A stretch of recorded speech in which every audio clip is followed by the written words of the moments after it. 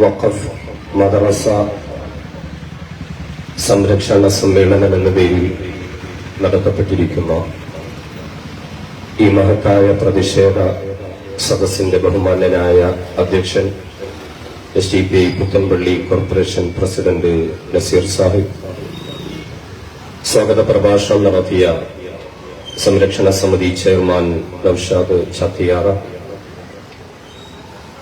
മുഖ്യ പ്രഭാഷണം നടത്താനെത്തിയിരിക്കുന്ന SDPI തിരുവനന്തപുരം ജില്ലാ കമ്മിറ്റി അംഗം അഷ്കർ തുളിക്കോട്, വേദിയിൽ സന്നിഹിതരായിരിക്കുന്ന വിവിധ സംഘടനകളെയും പാർട്ടികളെയും പ്രതിനിധീകരിച്ചെത്തിയിരിക്കുന്ന വിശിഷ്ടാതിഥികളെ,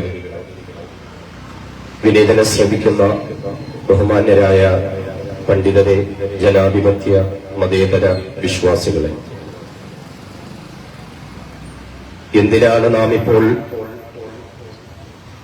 വഖഫ് സ്വത്തുകളെയും മദ്രസകളെയും സംരക്ഷിക്കണം എന്ന പ്രമേയവുമായി ഈ നാടിന്റെ തെരുവുകളിൽ പ്രതിഷേധ സംഗമങ്ങൾ നടത്തിപ്പോയിക്കൊണ്ടിരിക്കുന്നത് എന്ന് വ്യക്തമായി അറിയുന്നവരും ബോധ്യമുള്ളവരുമാണ് നാം ഓരോരുത്തരും. നമുക്കറിയാം, ഈ രാജ്യത്തിന്റെ ഭരണം കൈയാളിക്കൊണ്ടിരിക്കുന്ന സംഘപരിവാരം നാളുകളേറെയായി ഇസ്ലാമിക സമൂഹം ആദരവോടെയും ബഹുമാനത്തോടെയും കണ്ടുകൊണ്ടിരിക്കുന്ന പല കാര്യങ്ങളെയും തീവ്രവാദവും ഭീകരവാദവുമായി കൂട്ടിക്കുഴച്ചുകൊണ്ട് വർഗീയപരമായ രാജ്യത്ത് അവതരിപ്പിക്കുകയും അപകടകരമായ ചില സന്ദേശങ്ങൾ പ്രചരിപ്പിച്ചുകൊണ്ടിരിക്കുകയും ചെയ്യുകയാണ്. ഇസ്ലാമിനെ സംബന്ധിച്ചിടത്തോളം ജിഹാദ് എന്ന് പറഞ്ഞാൽ ഏത് നന്മയായ കാര്യത്തിന് വേണ്ടിയിട്ടുള്ള ത്യാഗപരിശ്രമത്തെയും ഇസ്ലാമിന്റെ വിശാലമായ വീക്ഷണത്തിൽ ജിഹാദ് എന്ന് നമുക്ക് പറയാം. എന്നാൽ അതിനെ അവിഹിതമായ പരപുരുഷ സ്ത്രീ ബന്ധത്തോട് ചേർത്ത് ലവ് ജിഹാദ് എന്നും റോമിയോ ജിഹാദ് എന്നും ചേർത്ത് പറഞ്ഞുകൊണ്ട് സംഘപരിവാരം രാജ്യത്ത് വർഗീയത പ്രചരിപ്പിക്കുകയാണ്. ഒരു മുസ്ലിം വിശ്വാസിയെ സംബന്ധിച്ചിടത്തോളം അവന് സർവേശ്വരനായ പടച്ചൻ തമ്പുരാൻ അനുവദനീയമാക്കിയതും നിഷിദ്ധമാക്കിയതുമായ കാര്യങ്ങളുണ്ട്. അങ്ങനെയുള്ള ഹലാലുകളെയും ഹറാമുകളെയും സൂക്ഷിച്ചു ജീവിക്കുന്നവനാണ് യഥാർത്ഥ വിശ്വാസി. അത് കേവല ഭക്ഷണ കാര്യങ്ങളിൽ മാത്രമല്ല, വസ്ത്രത്തിലായാലും നോട്ടത്തിലായാലും ചിന്തകളിലായാലും വർത്തമാനങ്ങളിലായാലും പാർപ്പിടങ്ങളിലായാലും കച്ചവടങ്ങളിലായാലും ബന്ധപ്പെടുന്ന എല്ലാ മേഖലകളിലും ഹലാലും ഹറാമുകളുമുണ്ട്. ഇതിനെ വളരെ ഗൗരവത്തോടുകൂടി കണ്ടുകൊണ്ടാണ് മുസ്ലിമുകൾ ജീവിക്കുന്നതെങ്കിൽ അതിനെയും സംഘപരിവാരം വർഗീയവൽക്കരിച്ചുകൊണ്ട് ഹലാൽ ജിഹാദ് എന്ന വർഗീയപരമായ കുപ്രചരണങ്ങൾ രാജ്യത്ത് നടത്തിക്കൊണ്ടിരിക്കുകയാണ്. ഇന്ത്യ രാജ്യത്ത് ജീവിക്കുന്ന എല്ലാ ജനങ്ങൾക്കും അവരുടെ മതം അനുശാസിക്കുന്ന നിലയിൽ വിവാഹം നടത്തുവാനും കുടുംബജീവിതം നയിക്കുവാനും വിവാഹമോചനം നടത്തുവാനുമുള്ള സ്വാതന്ത്ര്യമുണ്ട്. എന്നാൽ ഇസ്ലാം മുന്നോട്ട് വയ്ക്കുന്ന ത്വലാഖ് എന്ന വിവാഹമോചന പ്രക്രിയയെ വർഗീയവൽക്കരിച്ച് സംഘപരിവാരത്തിന്റെ നേതൃത്വത്തിലുള്ള ഭരണകൂടം ഒരു ക്രിമിനൽ കുറ്റമാക്കി പ്രഖ്യാപിച്ചിരിക്കുകയാണ്. വിശുദ്ധ ഖുർആൻ തീവ്രവാദത്തിന്റെയും ഭീകരവാദത്തിന്റെയും ഗ്രന്ഥമാണ് എന്ന് സംഘപരിവാരം ഈ രാജ്യത്ത് പല ആവർത്തിയായി പറഞ്ഞുകൊണ്ടിരിക്കുന്നു. ഇങ്ങനെ ഇസ്ലാമുമായി ബന്ധമുള്ള പല കാര്യങ്ങളെയും വർഗീയവൽക്കരിച്ചുകൊണ്ടിരിക്കുന്ന സംഘപരിവാരം ഇപ്പോഴിതാ വഖഫ് എന്ന ഇസ്ലാമിൽ വളരെ മഹത്വമുള്ള ഒരു പുണ്യകർമ്മത്തെയും രാജ്യത്തിന് അപകടകരമാണ്, വളരെ സൂക്ഷിക്കേണ്ടതുണ്ട്, നിയമനിർമ്മാണങ്ങളും വേഗതകളും നടത്തപ്പെടേണ്ടതുണ്ട് എന്ന കുപ്രചരണം നടത്തുകയും ഈ രാജ്യത്തെ മുസ്ലിമുകളുടെ പൗരത്വം നിഷേധിക്കാൻ നിയമനിർമ്മാണം നടത്തിയതുപോലെ വഖഫ് സ്വത്തുകളിൽ കയ്യേറ്റം നടത്തുവാനായി പുതിയ നിയമനിർമ്മാണങ്ങളുമായി കടന്നുവരികയാണ്. ഇക്കഴിഞ്ഞ ഓഗസ്റ്റ് 8 പാർലമെന്റിൽ രാജ്യത്തിന്റെ നിയമമന്ത്രിയായ കിരൺ റിജിജു ഉമ്മീദ് എന്ന പേരിൽ ഒരു പുതിയ വഖഫ് നിയമം ഭേദഗതി ബില്ലുമായി കടന്നു വന്നിരിക്കുന്നത്.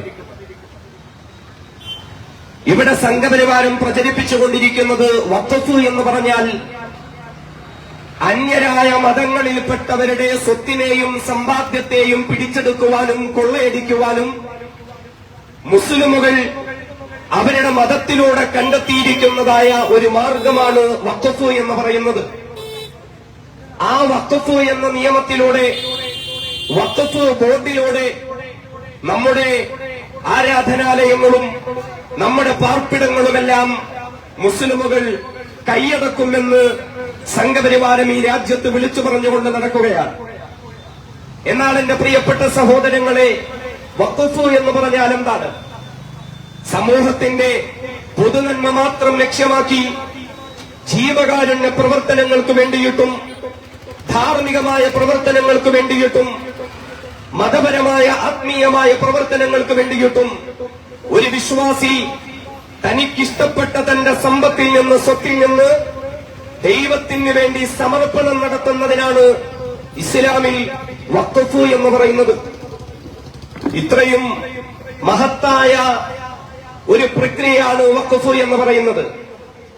ആ വഖഫ് ചെയ്യപ്പെട്ട സ്വത്തിന്റെ കാര്യത്തിൽ കൈകാര്യകർത്തൃത്വം നടത്താൻ ഒരു മുത്തവല്ലി ഉണ്ടാകും. അദ്ദേഹത്തിനായിരിക്കും അതിന്റെ ചുമതല. ഇങ്ങനെയുള്ള വഖഫ് സ്വത്തുകൾ കൈകാര്യം ചെയ്യുന്ന മുത്തവല്ലിമാർ കാര്യക്ഷമമായി പ്രവർത്തിക്കുന്നുണ്ടോ എന്ന് നിരീക്ഷിച്ച് കാര്യങ്ങൾ വിലയിരുത്തി കൃത്യമായ നിലയിൽ മുന്നോട്ട് കൊണ്ടുപോകുവാനാണ് രാജ്യത്ത് വഖഫ് ബോർഡ് എന്ന സംവിധാനം കൊണ്ടുവന്നിരിക്കുന്നത്.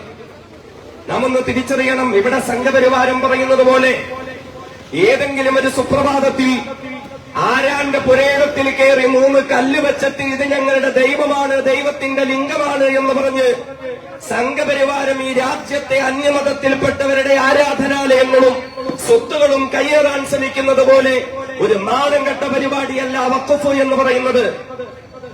ഒരു വ്യക്തിക്ക് തന്റെ ഒരു സ്വത്ത് വഖഫ് ചെയ്യണമെങ്കിൽ ആ സ്വത്തിന്റെ മേൽ അയാൾക്ക് കൃത്യമായ അവകാശവും പരിപൂർണമായ ഉടമസ്ഥതയും ഉണ്ടായിരിക്കണം. അയാൾ ആ സ്വത്തിൽ ഉടമസ്ഥനായിരിക്കണം. അല്ലാതെ കണ്ടവന്റെ സ്വത്ത് കണ്ടിട്ട് ഞാനത് വഖഫ് ചെയ്തു എന്ന് പറഞ്ഞാലൊന്നും ശരിയാകില്ല. ആ വഖഫ് ശരിയാകില്ല. ആരുടെയെങ്കിലും ഭൂമി വഖഫ് ചെയ്യാനോ അല്ലെങ്കിൽ മറ്റുള്ളവരുടെ ഭൂമി അപഹരിച്ചെടുത്തിട്ടത് വഖഫാണെന്ന് പറഞ്ഞാലോ അവിടെ ആരാധനാകർമ്മങ്ങൾ നടത്തിയാലോ ഇസ്ലാമിക കർമ്മശാസ്ത്ര പണ്ഡിതന്മാർ പറയുന്നു അത് ശരിയാവുകയില്ല. ആ ആരാധന തന്നെ ശരിയാവുകയില്ല. നേരെ മറിച്ച് ഒരു വ്യക്തി ഒരു സ്വത്ത് വഖഫ് ചെയ്യുമ്പോൾ ആ വഖഫിന് ആ സ്വത്തിന്റെ മേൽ പരിപൂർണമായ ഉടമസ്ഥാവകാശം ഉണ്ടായിരിക്കണം.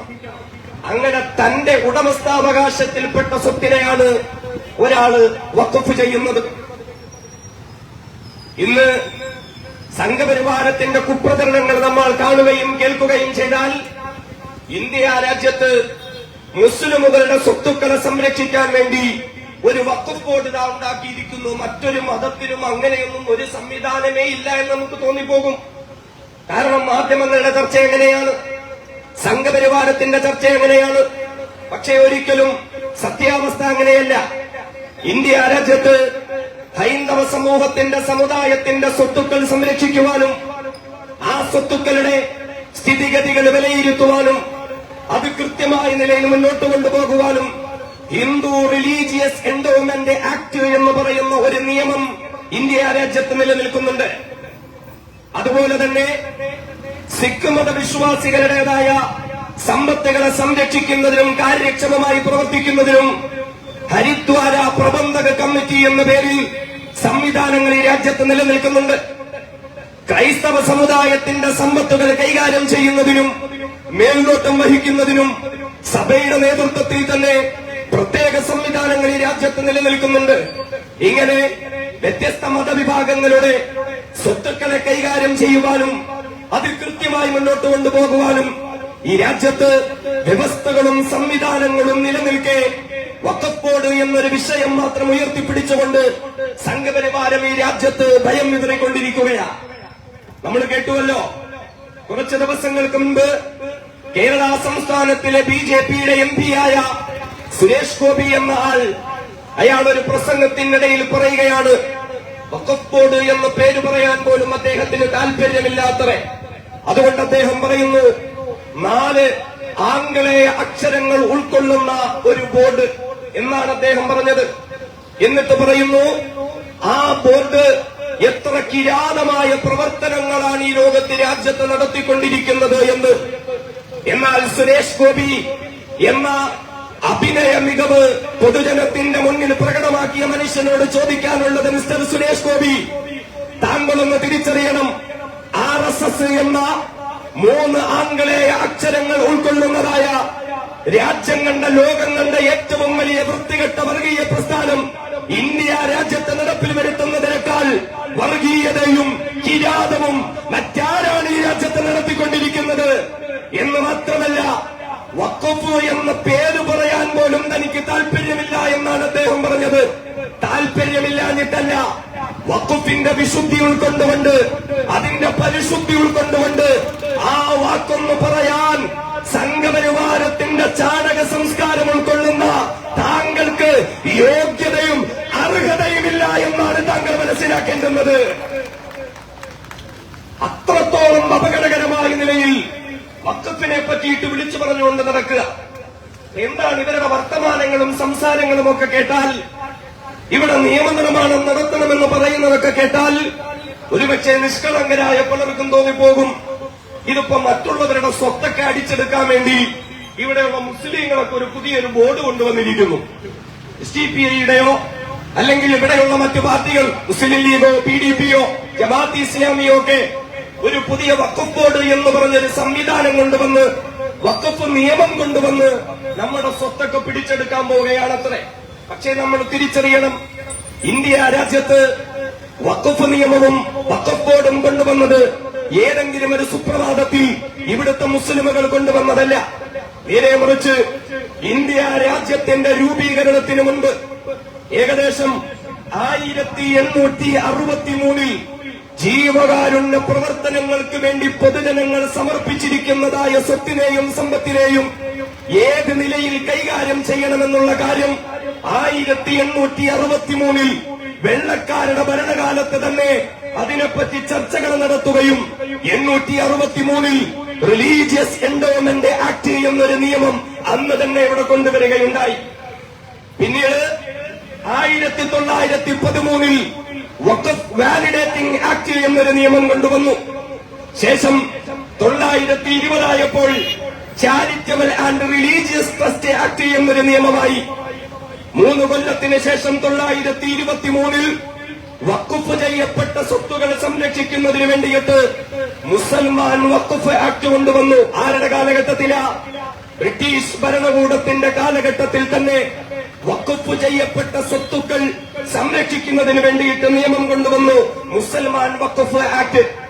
ശേഷം 947 വിഭജനാനന്തരം ഇന്ത്യ രാജ്യത്ത് ജീവിച്ചിരുന്ന ജന്മികളായിരുന്ന ഒരുപാട് ഭൂസ്വത്തുക്കൾ ഉടമസ്ഥരായിരുന്ന ധാരാളം മുസ്ലിമുകൾ രാജ്യത്ത് വിഭജനം നടത്തപ്പെട്ടപ്പോൾ പാകിസ്ഥാനിലേക്ക് കുടിയേറി.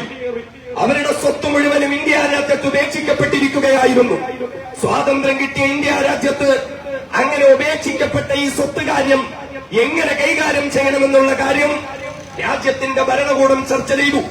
അവസാനം ബഹുമാന്യനായ ജവഹർലാൽ നെഹ്റു ഉൾപ്പെടെയുള്ള മൗലാന അബുൽ കലാം ആസാദ് ഉൾപ്പെടെയുള്ള അവരോട് ചേർന്ന് നിന്ന അതേപോലെ ചിന്തിക്കുന്ന ഈ രാജ്യത്തിന്റെ പല നേതാക്കന്മാരും പറഞ്ഞു, മുസ്ലിമുകൾ ഉപേക്ഷിച്ചിട്ട് പോയ ആ സ്വത്ത് മുസ്ലിമുകൾക്ക് വേണ്ടി തന്നെ നമുക്ക് ഉപയോഗിക്കാം, വ്യക്തികളുടെ കയ്യിലേക്ക് കൊടുക്കണ്ട. ഓരോ സംസ്ഥാനത്തിലും ഇപ്രകാരമുള്ള സ്വത്ത് അതാത് സംസ്ഥാനങ്ങളിലുള്ള വഖഫ് ബോർഡിന്റെ കൈകളിലേക്ക് ഏൽപ്പിക്കാമെന്ന് പറഞ്ഞുകൊണ്ട് 947 ശേഷം അങ്ങനെ ഉപേക്ഷിക്കപ്പെട്ട സ്വത്തുക്കൾ മുഴുവനും അതാത് വഖഫ് ബോർഡുകളെ ഏൽപ്പിക്കുകയുണ്ടായി. എന്ന് മാത്രമല്ല, ഈ സ്വത്ത് മാത്രമല്ല, രാജഭരണമൊക്കെ അവസാനിപ്പിക്കപ്പെട്ടു. മുഗൾ മുസ്ലിം രാജാക്കന്മാരുടെ കാലഘട്ടത്തിൽ മുസ്ലിമുകൾക്ക് പള്ളികൾക്ക് സ്ഥലം കൊടുത്തിട്ടുണ്ടായിരുന്നു. മുസ്ലിമുകൾക്ക് മാത്രമൊന്നുമല്ല, ഒരുപാട് ആരാധനാലയങ്ങൾക്ക് കൊടുത്തിട്ടുണ്ടായിരുന്നു. ഇവിടെ വഖഫുമായി ബന്ധപ്പെട്ട് സംഘപരിവാരം നടത്തുന്ന ഒരു കുപ്രചരണവും അങ്ങനെയാണ്. മുഗൾ രാജാക്കന്മാര് മുസ്ലിങ്ങൾക്ക് ഇങ്ങനെ വാരിക്കോരി അങ്ങ് കൊടുത്തു എന്നാ പറയുന്നത്. ഇവിടെ വേറെ ആർക്കും ഒന്നും കൊടുത്തിട്ടില്ല എന്നാ പറയുന്നത്. എന്നാൽ ഇന്ത്യ രാജ്യത്തിന്റെ കൃത്യമായ ചരിത്രം എന്താ? മഹാനായ ഔറംഗസീബ് ആലംഗീരി എന്ന ചക്രവർത്തി പോലും ഇന്ത്യ രാജ്യത്ത് ഇവിടുത്തെ ക്ഷേത്രങ്ങൾക്ക് വേണ്ടിയിട്ട് 92ഓളം ക്ഷേത്രങ്ങൾക്ക് സ്ഥലവും സംവിധാനവും വിട്ടുകൊടുത്തതിന്റെ കൃത്യമായ രേഖകൾ ഇവിടെയുണ്ട്. ബഹുമാന്യനായ ടിപ്പു സുൽത്താൻ ഈ രാജ്യത്ത് 48ഓളം ക്ഷേത്രങ്ങൾക്ക് സ്ഥലവും സംവിധാനവും കൊടുത്തിട്ടുണ്ട്. ഗുരുവായൂർ ക്ഷേത്രത്തിന് പോലും ചാവക്കാട് അഹമ്മദ് ഹാജിയുടെ കയ്യിൽ നിന്ന് ഹെക്ടർ കണക്കിന് ഭൂമി ഒരു ഭരണാധികാരി എന്ന നിലയിൽ ടിപ്പു സുൽത്താൻ സംഭാവന ചെയ്തതിന്റെ രേഖകളുണ്ട്. ആ ഗുരുവായൂർ ക്ഷേത്രത്തിന് വേണ്ടി എല്ലാ വർഷവും 10,000-കണക്കിന് രൂപ ടിപ്പു സുൽത്താൻ ഗ്രാന്റ് അനുവദിച്ചതിന്റെ രേഖകൾ ഇന്നും ഈ രാജ്യത്ത് നിലനിൽക്കുന്നുണ്ട്. മുസ്ലിങ്ങൾക്ക് മാത്രമൊന്നുമല്ല മുസ്ലിം ചക്രവർത്തിമാർ കൊടുത്തിരുന്നത്. അങ്ങനെ മുസ്ലിം ചക്രവർത്തിമാരുടെ കാലത്ത് പള്ളികളായി ഉപയോഗിച്ചിരുന്ന, മക്ബറകളായി ഉപയോഗിച്ചിരുന്ന, അതേപോലെ തന്നെ മദ്രസകളായി ഉപയോഗിച്ചിരുന്ന സ്ഥലം രാജഭരണത്തിന് ശേഷം, അന്ന് രേഖകൾ ഉണ്ടാകണമെന്നില്ലല്ലോ, രാജഭരണത്തിന്റെ കീഴിൽ വിട്ടുകൊടുത്ത സ്ഥലങ്ങളാണ്. സ്വാതന്ത്ര്യാനന്തരം ഈ സ്ഥലങ്ങളൊക്കെയും മുസ്ലിമുകൾ വർഷങ്ങളെ ഉപയോഗിച്ചുവന്ന, ആരാധനകൾക്കായി ഉപയോഗിച്ചുവന്ന, മുസ്ലിമുകൾക്ക് വേണ്ടി രാജാക്കന്മാർ വിട്ടുകൊടുത്ത സ്ഥലം അതും വഖഫ് ബോർഡിന്റെ കീഴിലായിരുന്നു. അങ്ങനെ സ്വത്ത് കൂടി വന്നപ്പോൾ, ഭൂസ്വത്ത് കൂടി വന്നപ്പോൾ ഇതിന് കൃത്യമായ ഒരു നിയമം വേണമെന്നുള്ള ആലോചനകൾ ഉണ്ടായി. ഈ പശ്ചാത്തലത്തിലാണ് 1954 യൂണിയൻ ഗവൺമെന്റ് വഖഫ് ആക്ട് എന്നൊരു നിയമം കൊണ്ടുവന്നു. 54 പിന്നീട് 30 വർഷം കഴിഞ്ഞിട്ട് ആ നിയമത്തിൽ ഭേദഗതികൾ വേണം.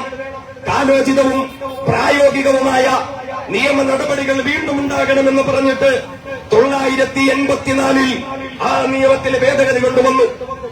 വീണ്ടും 10 വർഷങ്ങൾക്ക് ശേഷം 1995 ഈ രാജ്യത്ത് നിലവിൽ നിലനിൽക്കുന്നതായ, നാം എല്ലാവരും അംഗീകരിക്കുന്നതായ ഒരു വഖഫ് നിയമം കൊണ്ടുവന്നത്.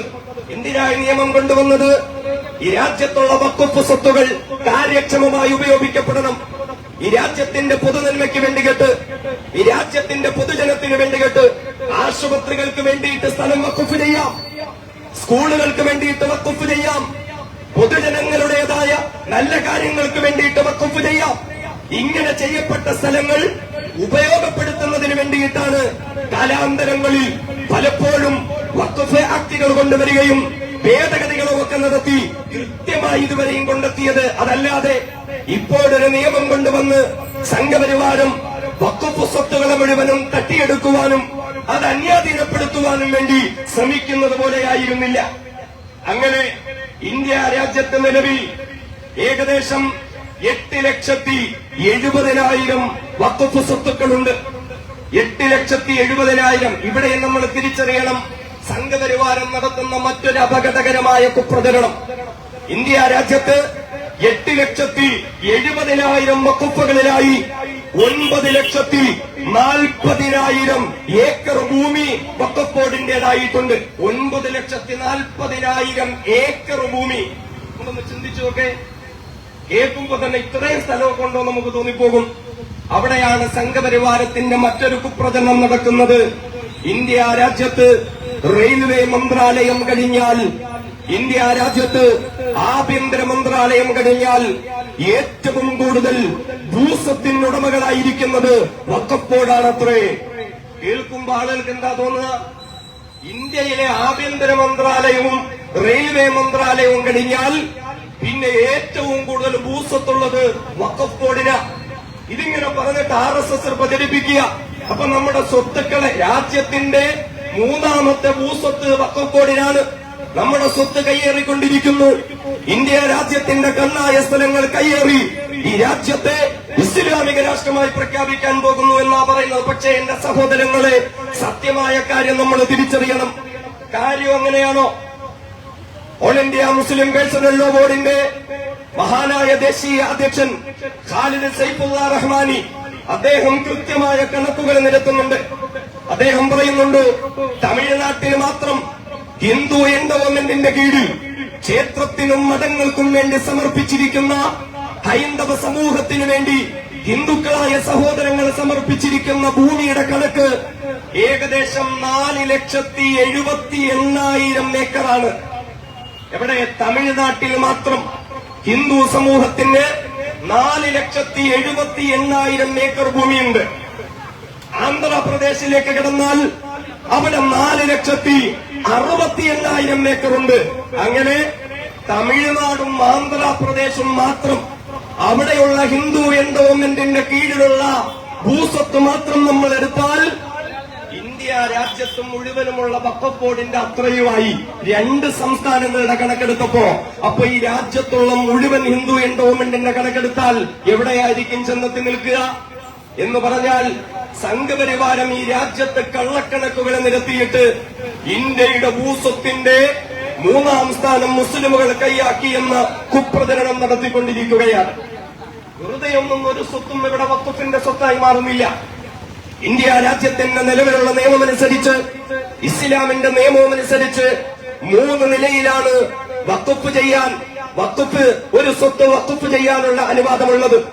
ഒന്നാമത്തേത് കൃത്യമായ വഖഫ് നാമയിലൂടെ, അഥവാ കൈമാറ്റ രേഖകൾ കൃത്യമായുള്ളത്. ഒരു വ്യക്തി തന്റെ ഒരു സ്വത്ത് വഖഫ് ചെയ്യുമ്പോ കൃത്യമായ രേഖകൾ എഴുതി, എന്റെ ഇന്ന സ്ഥലത്തുള്ള ഇത്ര സ്വത്ത് ഞാൻ ഇന്ന ആവശ്യങ്ങൾക്ക് വഖഫ് ചെയ്യുന്നു എന്ന കൃത്യമായ രേഖയിലൂടെയുള്ള വഖഫ്. രണ്ടാമത്തേത് വാക്കാലുള്ള വഖഫാണ്. ഒരുപക്ഷെ നമ്മുടെയൊക്കെ നാടുകളിൽ നമുക്കറിയാം, അറേബ്യൻ നാടുകളിൽ നിന്നും ഇവിടെ വന്ന് സ്ഥലം വാങ്ങിയിട്ട് പള്ളി വെക്കുന്ന അറബികളുണ്ട്. അല്ലെങ്കിൽ നല്ലവരായ വലിയ വലിയ രാജാക്കന്മാര്, മുതലാളിമാര് പള്ളികൾ വെക്കാറുണ്ട്. അതിന്റെ ഉദ്ഘാടനത്തിന്റെ സദസ്സിൽ അവർ വന്നിട്ട് പറയും, ഈ പള്ളി ഞാൻ പൊതുജനത്തിന് വേണ്ടി വഖഫ് ചെയ്തിരിക്കുന്നു, നിങ്ങൾക്ക് വേണ്ടി വിട്ടുതന്നിരിക്കുന്നു. ഇത് വാക്കാലുള്ള വഖഫാണ്, ഇസ്ലാമികമായി അംഗീകരിക്കാൻ പറ്റുന്നതാണ്. ഇന്ത്യ രാജ്യത്തിന്റെ നിയമമനുസരിച്ചും ഇത് വഖഫായി പ്രഖ്യാപിക്കുന്നതാണ്. മൂന്നാമത്തേത് വഖഫ് ബൈ യൂസർ എന്ന് പറയും. അഥവാ നിരവധി വർഷങ്ങളായി മതപരമായ ആവശ്യങ്ങൾക്ക് വേണ്ടി മാത്രമായി ഉപയോഗിക്കപ്പെട്ട സ്വത്തുക്കൾ കാലക്രമേണ അത് വഖഫായി മാറും.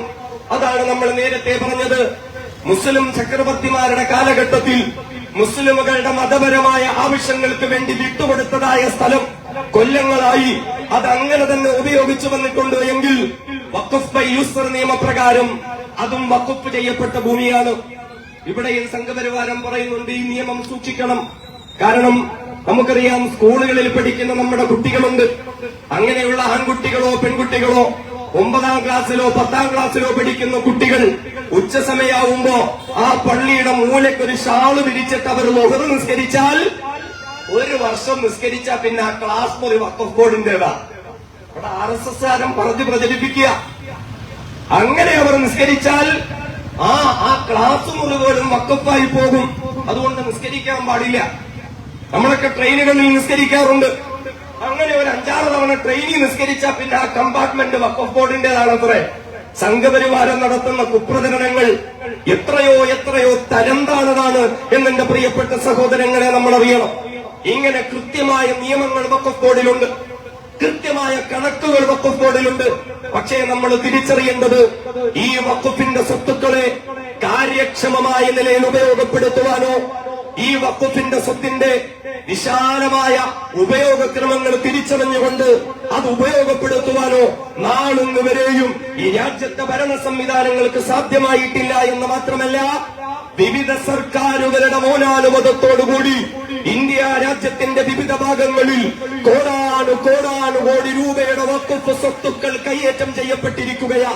ഇന്നലെ ഇന്ത്യ രാജ്യത്തിന്റെ നിയമമന്ത്രി ഈ രാജ്യത്തിന്റെ പാർലമെന്റിൽ നിന്നുകൊണ്ട് പ്രഖ്യാപിച്ചു, 57,000 കോടിക്കണക്കിന് വഖഫ് സ്വത്തുക്കൾ, 57,000 കോടിയോളം വഖഫ് സ്വത്തുക്കൾ രാജ്യത്ത് കൈയേറ്റം ചെയ്യപ്പെട്ടിരിക്കുക. നിസ്സാരമായ കാര്യമല്ല ഇത്. രാജ്യത്തെ വലിയ സമ്പന്നനായ അനിൽ അംബാനി എന്ന വ്യക്തി, അദ്ദേഹത്തിന് മുംബൈയിൽ 27 നിലകളുള്ള ആൻജില എന്ന പേരുള്ള ഒരു കൊട്ടാരമുണ്ട്. 27 നിലകളുള്ള സർവസന്നാഹങ്ങളുമുള്ള ആന്റില എന്നൊരു കൊട്ടാരം അനിൽ അംബാനിക്കുണ്ട്. അറിയുമോ സഹോദരങ്ങളെ, അനിൽ അംബാനിയുടെ ആന്റില എന്ന 27 നിലകളുള്ള കൊട്ടാരം സ്ഥിതി ചെയ്യുന്നത് വഖഫ് ചെയ്യപ്പെട്ട ഭൂമിയില. അന്നത്തെ അധികാരികൾ വെറും 21 കോടി രൂപയ്ക്ക് അയാൾക്ക് അത് എഴുതി കൊടുക്കുകയായിരുന്നു. ഏകദേശം 150 കോടി രൂപ മതിപ്പ് വില വരുന്നതായ സമയത്ത് വെറും 21 കോടി രൂപയ്ക്ക് അനിൽ അംബാനിക്ക് വഖഫിന്റെ ഭൂമി എഴുതി കൊടുത്തിരിക്കുന്നു. ഇത് കേവലം ചില ഉദാഹരണങ്ങൾ മാത്രമാണ്. ഏറ്റവും കൂടുതൽ വഖഫുകളുള്ള ഹൈദരാബാദിന്റെ ഭൂമിയിലൊക്കെ നമ്മൾ തിരിച്ചറിയണം. ഹൈദരാബാദിലെ ഹൈടെക് സിറ്റി നിലനിൽക്കുന്നത് വഖഫിന്റെ ഭൂമിയിലാണ്. അവിടുത്തെ ISB ആയാലും മൈക്രോസോഫ്റ്റ് കമ്പനികളായാലും അതേപോലെ തന്നെ ടോളിഗഞ്ച് ക്ലബ്ബുകൾ എന്ന രാജ്യത്ത് അറിയപ്പെട്ട ക്ലബ്ബുകളുണ്ട്. റോയൽ കൽക്കട്ട ഗോൾഫ് ക്ലബ്ബുകളുണ്ട്. ബാംഗ്ലൂരിലെ ITC വിൻസർ ഹോട്ടൽ പോലെയുള്ള രാജ്യത്തിനകത്തും പുറത്തും പ്രശസ്തമായ ഹോട്ടലുകളുണ്ട്. ഇതൊക്കെയും നിലനിൽക്കുന്നത് വഖഫിന്റെ ഭൂമിയിലാണ്. വഖഫ് ചെയ്യപ്പെട്ട സ്ഥലങ്ങൾ കയ്യേറിക്കൊണ്ടാണ് ആന്ധ്രാപ്രദേശിൽ മാത്രം 81,000 ഏക്കർ ഭൂമിയാണ് വഖഫിന്റെ ഭൂമിയിൽ നിന്ന് കയ്യേറ്റം ചെയ്യപ്പെട്ടിരിക്കുന്നത്. 81,000 ഏക്കർ ഭൂമി. കർണാടകയിൽ 185 വഖഫ് സ്വത്തുക്കൾ കയ്യേറ്റം ചെയ്യപ്പെട്ടിരിക്കുന്നു. ഹരിയാനയിൽ 891 വഖഫ് സ്വത്തുക്കൾ കയ്യേറ്റം ചെയ്യപ്പെട്ടിരിക്കുന്നു. ബീഹാറിൽ 94ഓളം വഖഫ് സ്വത്തുക്കൾ. നമ്മുടെ ഇന്ത്യയിൽ പോലും കൃത്യമായ കണക്കനുസരിച്ച് 30ഓളം വഖഫ് സ്വത്തുക്കൾ കയ്യേറ്റം ചെയ്യപ്പെട്ടിരിക്കുക. ഇതൊക്കെ അന്യാധീനപ്പെട്ടു പോയിരിക്കുക. ഇവിടെയൊക്കെ കൃത്യമായ നടപടികളിലൂടെ അത് തിരിച്ചുപിടിച്ചു കൊണ്ടുവരുവാനും അത് ഈ സമൂഹത്തിന്റെ ഉന്നമനത്തിനും വേണ്ടി പ്രവർത്തിക്കുവാനും വേണ്ടി ശ്രമിക്കേണ്ടെന്നതിന് പകരം ഈ രാജ്യത്തെ ഭരണകൂടം ഉള്ളതും കൂടി പിടിച്ചെടുക്കാൻ ഒരു നിയമ ഭേദഗതി. ഇത് വെറുതെ പറയുന്നതല്ല. ഇത്രത്തോളം ഭൂമിയുണ്ട് എന്നും ഈ ഭൂമി കയ്യേറ്റം ചെയ്യപ്പെട്ടിരിക്കുന്നു എന്നും അവിടെ വഖഫിന്റെ സ്വത്തുക്കളൊക്കെ കാര്യക്ഷമമായി പ്രവർത്തിക്കണമെന്നും വെറുതെ പറയുന്നതല്ല. കൃത്യമായ കാലയളവുകളിൽ ഈ രാജ്യത്തിന്റെ ഭരണകൂടം തന്നെ നിയമിച്ച കമ്മീഷനുകളാണ് ഈ രാജ്യത്ത് വഖഫ് സ്വത്തുക്കൾ കയ്യേറ്റം ചെയ്യപ്പെട്ടിരിക്കുന്നു എന്ന് പറഞ്ഞത്. 2007-8 കാലയളവിൽ ഇന്ത്യയിലെ വഖഫ് സ്വത്തുക്കളെ പറ്റി പഠനം നടത്താൻ അന്നത്തെ കേന്ദ്ര ന്യൂനപക്ഷ വഖഫ് മന്ത്രിയായിരുന്ന റഹ്മാൻ ഖാന്റെ നേതൃത്വത്തിൽ ഒരു ജോയിന്റ് പാർലമെന്ററി കമ്മിറ്റി എടുക്കുകയുണ്ടായി. രാജ്യത്തിന്റെ വിവിധ സംസ്ഥാനങ്ങളിൽ നിന്നുള്ള നിരവധി MPമാർ അംഗങ്ങളായിട്ടുള്ള ജോയിന്റ് പാർലമെന്ററി കമ്മിറ്റി ഈ രാജ്യത്തിന്റെ വിവിധ ഭാഗങ്ങളിൽ സന്ദർശനം നടത്തി, കൃത്യമായ പഠനം നടത്തി. 2008 അവർ കേരളത്തിൽ വന്നിരുന്നു. ഇവിടുത്തെ വഖഫ് സ്വത്തുക്കളെ പറ്റി പഠനം നടത്തി. എന്നിട്ട് അവസാനം ഒരു ബൃഹത്തായ റിപ്പോർട്ട് സമർപ്പിക്കുകയുണ്ടായി. ആ റിപ്പോർട്ടിന്റെ രക്തചുരുക്കം എങ്ങനെയാണ്? ഇന്ത്യയിലെ വഖഫ് സ്വത്തുക്കൾ വേണ്ട വിധത്തിൽ കൈകാര്യം ചെയ്യുകയും വികസിക്കുകയും ചെയ്താൽ അവശത അനുഭവിച്ചുകൊണ്ടിരിക്കുന്ന മുസ്ലിം സമുദായത്തിന് സ്വന്തം കാലിൽ നിൽക്കാൻ അത് തന്നെ മതിയാകുമെന്ന് അന്നുണ്ടായിരുന്ന ജോയിന്റ് പാർലമെന്ററി കമ്മിറ്റിയുടെ നിയമം വരികയുണ്ടായി. നാം അറിയണം, ഇന്നും ഉത്തരേന്ത്യൻ സംസ്ഥാനങ്ങളിൽ കയറിക്കിടക്കാൻ ഒരു കിടക്കാടും പോലുമില്ലാതെ റെയിൽവേ പുറമ്പോക്കുകളിൽ അന്തിയുറങ്ങുന്ന ഈ സമുദായത്തിന്റെ പാവപ്പെട്ട മക്കളുണ്ട്. വിദ്യാഭ്യാസം നിഷേധിക്കപ്പെടുന്ന ഈ സമുദായത്തിന്റെ പാവപ്പെട്ട മക്കളുണ്ട്. ആരോഗ്യരംഗം നിഷേധിക്കപ്പെടുന്ന ഈ സമുദായത്തിന്റെ പാവപ്പെട്ട മക്കളുണ്ട്. തെരുവുകളിൽ ടെന്റ് കെട്ടി താമസിക്കുന്നവരുണ്ട്. അഴുക്കുചാലുകളിൽ നിന്നും അഴുക്കുപറക്കി ജീവിക്കുന്നവരുണ്ട്.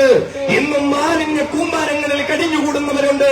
അങ്ങനെയുള്ള ഇന്ത്യ രാജ്യത്തെ മുസ്ലിമുകളുടെ ഉന്നമനത്തിന് വേണ്ടി വഖഫ് സ്വത്തുകൾ മാത്രം കാര്യക്ഷമമായി പ്രവർത്തിച്ചാൽ മതിയെന്ന് ഇന്ത്യ രാജ്യത്തിന്റെ ഭരണകൂടം നിയമിച്ച ജോയിന്റ് പാർലമെന്ററി കമ്മിറ്റിയുടെ റിപ്പോർട്ട്. പക്ഷേ ഇന്നുവരെ കാര്യക്ഷമമായ ഒരു നടപടികളും അവിടെ നടന്നിട്ടില്ല. സച്ചാർ കമ്മിറ്റിയുടെ പഠനം നടന്നിട്ടുണ്ടായിരുന്നു ഇവിടെ. അന്ന് സച്ചാർ കമ്മിറ്റി പറഞ്ഞത് 6 ലക്ഷം ഏക്കർ രജിസ്റ്റേർഡ് ഭൂമി വഖഫിന്റെ കീഴിലുണ്ട് എന്നാണ്. എന്നിട്ട് അവർ വിലയിട്ടു.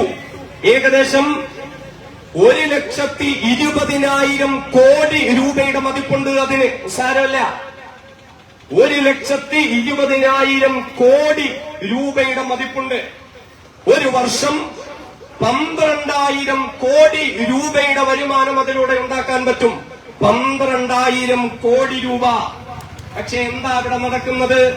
12,000 കോടി പോയിട്ട് 1,000 കോടി പോയിട്ട് 500 കോടി പോയിട്ട് 200 കോടി പോലുമില്ല. കേവലം 163 കോടി രൂപ മാത്രമാണ് ഇന്ത്യ രാജ്യത്തുള്ള ഏകദേശം 1,20,000 കോടി വിലമതിക്കുന്നതായ വഖഫ് സ്വത്തിലൂടെ വഖഫ് ബോർഡ് വരുമാനം ഉണ്ടാക്കുന്നത്. വെറും 163 കോടി. 12,000 കോടി പ്രതിവർഷം ഉണ്ടാക്കേണ്ടുന്നതാ. നാം നോക്കണം, അതും അന്യാധീനപ്പെട്ടു പോകുന്നു. അവിടെയും കൃത്യമായ പ്രവർത്തനങ്ങൾ നടക്കുന്നില്ല. നമ്മുടെ കേരളത്തിലുണ്ടായിരുന്നു 2008 VS അച്യുതാനന്ദന്റെ ഭരണകാലത്ത് റിട്ടയർഡ് ജസ്റ്റിസ് ആയിരുന്ന MA നിസാറിന്റെ നേതൃത്വത്തിൽ വഖഫ് സ്വത്തിന്റെ ദുരുപയോഗത്തെ പറ്റി പഠനം നടത്താൻ നിസാർ കമ്മീഷൻ എന്നൊരു കമ്മീഷൻ ഉണ്ടായിരുന്നു. 2009 ഒക്ടോബർ മാസം 30 അവർ റിപ്പോർട്ട് സമർപ്പിച്ചു. ആ റിപ്പോർട്ടിൽ പറയുന്നു, കേരള സംസ്ഥാനത്തിൽ മാത്രം 1000 കോടിയോളം രൂപയുടെ വഖഫ് സ്വത്തുക്കൾ അന്യാധീനപ്പെട്ടു പോയിരിക്കുന്നു. നാം നോക്കണം, രാജ്യത്തിന്റെ ഭരണകൂടം ഏൽപ്പിച്ച ആ കമ്മീഷനുകളാണ് കൃത്യമായ കണക്കുകളിലൂടെ, കൃത്യമായ പഠനങ്ങളിലൂടെ രാജ്യത്തിന്റെ സംസ്ഥാനങ്ങളുടെ വിവിധ ഭാഗങ്ങളിൽ വഖഫ് സ്വത്തുകൾ അന്യാധീനപ്പെട്ടു പോവുകയാണ്. സമൂഹത്തിന് പ്രയോജനപ്പെടുത്താൻ പറ്റുന്നില്ല. പാവപ്പെട്ടവരുടെ ഉന്നമനത്തിനായി ഉപയോഗപ്പെടുത്താൻ പറ്റുന്നില്ല. കാര്യക്ഷമമായ പ്രവർത്തനം നടത്തണമെന്ന് പല കമ്മിറ്റികൾ ഇവിടെ പറഞ്ഞിട്ടും മാറി മാറി വരുന്ന ഭരണകൂടം കാര്യക്ഷമമായ പ്രവർത്തനം നടത്തുവാനോ വഖഫ് ബോർഡിനെ കൃത്യമായ നിലയിൽ കൊണ്ടുപോകുവാനോ സാധിച്ചില്ല. എന്നിട്ടിപ്പോൾ RSSന്റെ നേതൃത്വത്തിലുള്ള സംഘപരിവാരം പുതിയൊരു ബില്ലുമായി വന്നിരിക്കുന്നു.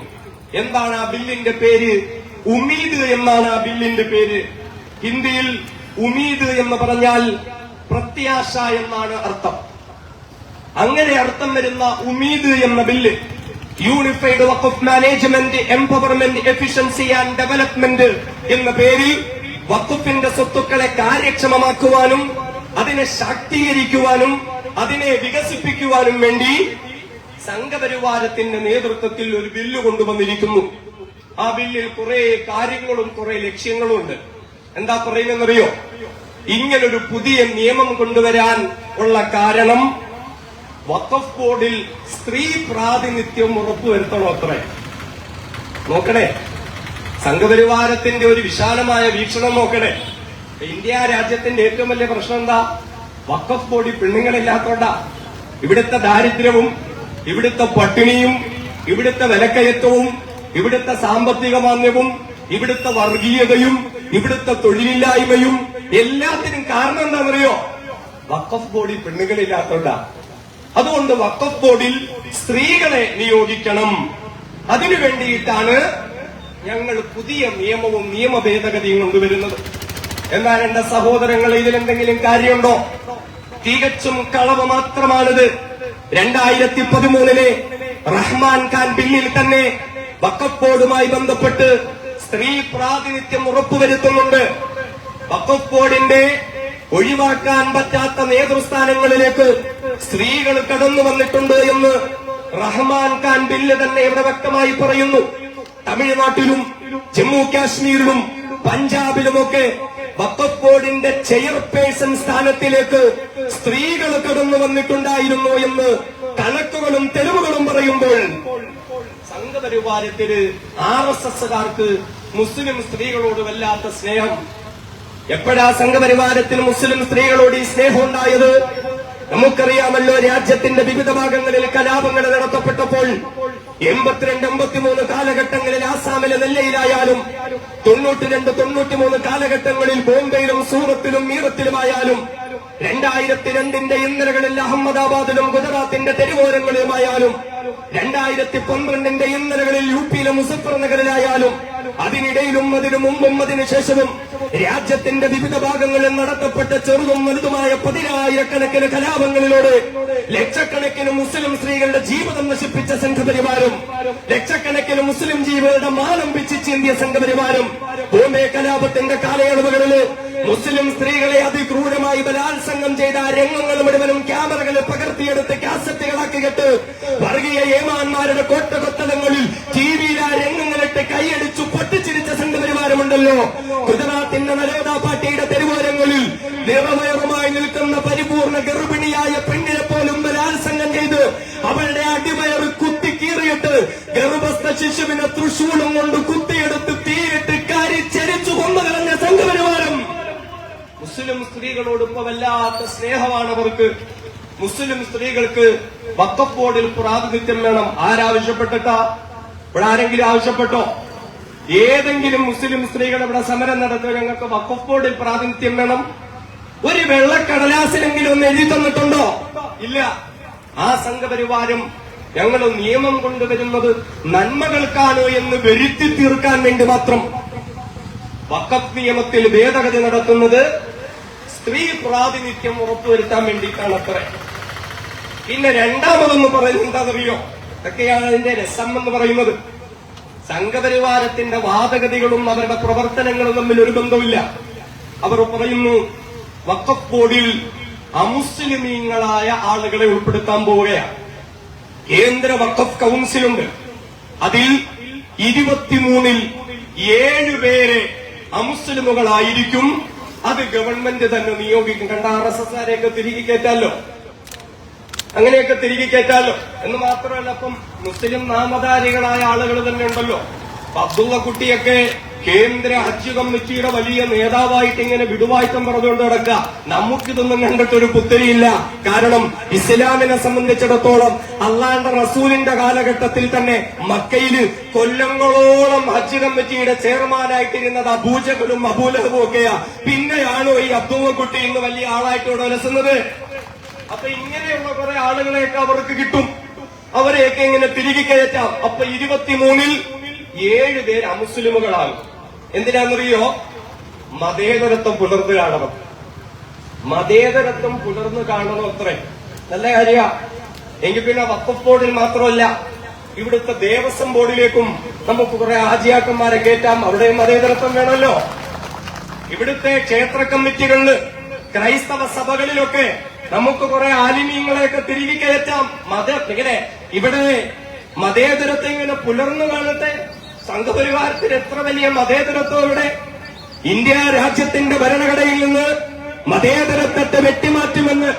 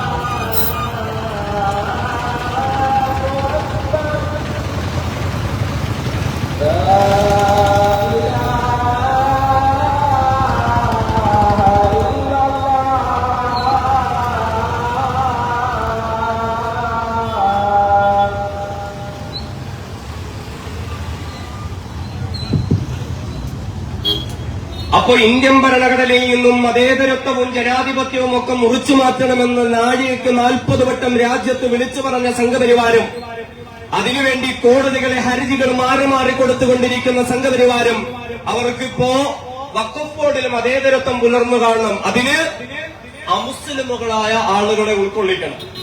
മറ്റൊരു രസം എന്താണെന്നറിയോ?